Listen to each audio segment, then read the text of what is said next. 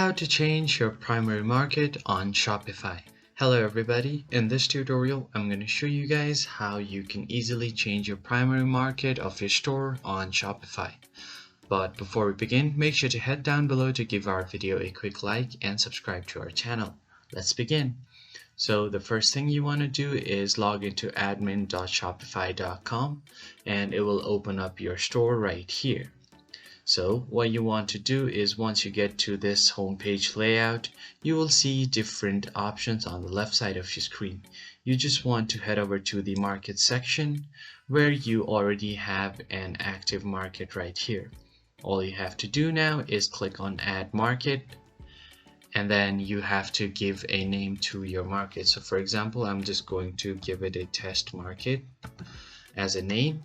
And here you have to select the primary location where you want to operate your store. So let's say if it's in Asia, you have to choose an Asian country, for example Malaysia, and then click on Add Market. Once you do that, you will have to set up all of these stuff like your language and domains, product and pricing, duties and import taxes as well. You can also add shipping rates right here.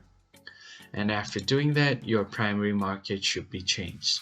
So that's pretty much it for this video. I hope you found it helpful. If you have any question or queries, leave them down in the comment section below, and I'll catch you on the next one.